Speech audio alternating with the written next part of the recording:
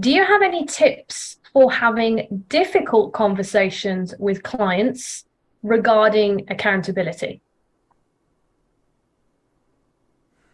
I feel like that was half of my life as a coach was getting people to do stuff, um, you know, having them follow through on it. Oh, I have a lot of thoughts on this. So my first one is, I know that there is an element of, as a coach, I'm successful if people are following through and doing their accountabilities. If they're not following through, then somehow I'm not being a good enough coach. I've seen, I've been involved in discussions where some coaches have argued, well, then you should not work with that client. Then it's not worth, they're not getting their money's worth. It's not on topic. It's not in professional integrity to keep working with clients if they aren't taking action steps. I can see that perspective. Another perspective that I like is, well, what is the client learning about themselves or in not following through, and getting curious about what is that thing, and not looking at it as a problem, but looking at it as an opportunity for insight, especially if a client's paying for coaching, or if they're in this space and they're paying for it, they're coming every 2 weeks or whatever, and they're still not taking the action steps. Why not? What is it in their life that's still unresolved that if they say they want to do something, they don't follow through on it?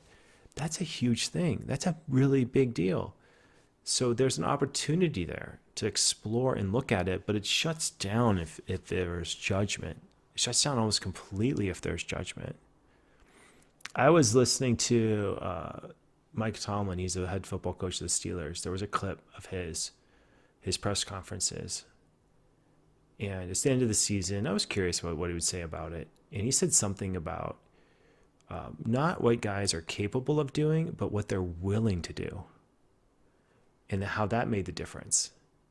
And that really struck me. The difference between what someone is capable of doing versus what they're willing to do.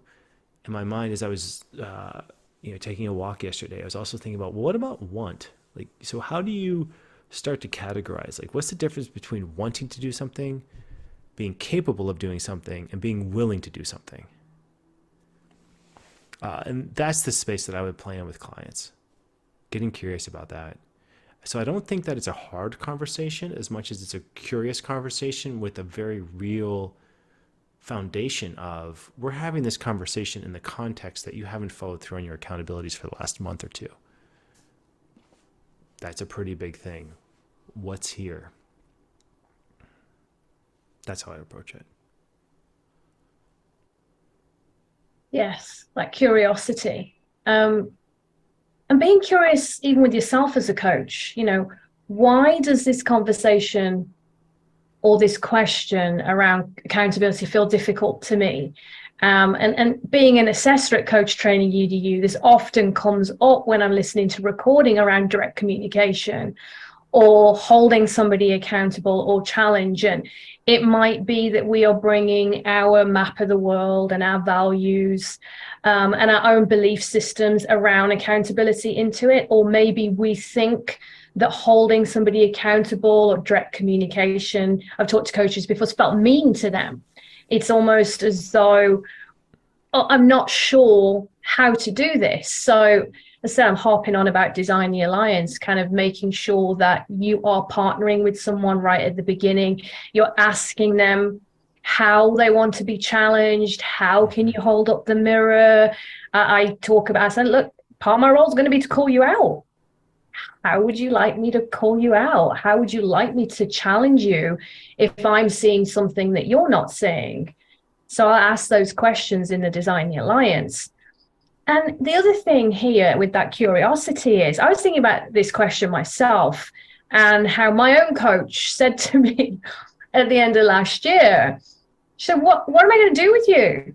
You've not followed through. She said, what am I going to do with you? You've not followed through on this. And I thought about it, and I didn't like it. Yeah, it was prickly for me because I like to think I'm a real accountable person. Yet one of the things I realized was that there was some jet lag here. I had actually caught up with my own self-awareness and who I wanted to be. And the action I had set was no longer relevant for me. Mm, mm, So I said, because I'm being a coach, I said, I'd like to set some new actions and goals. They're not applicable for who I am now. right, right.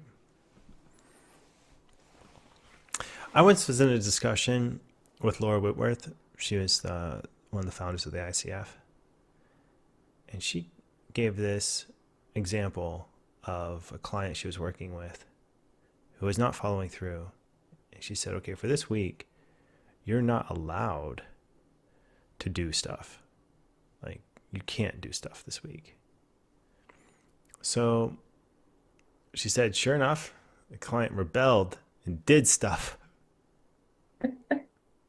And I don't know. I mean, it's a fun story. It's a fun example. But it's stuck with me. I think about it from time to time. I think sometimes people have interesting relationships to accountability. And the distinction that I've been playing with just the past week is that this idea between capable versus willing. Wow, how fun is that?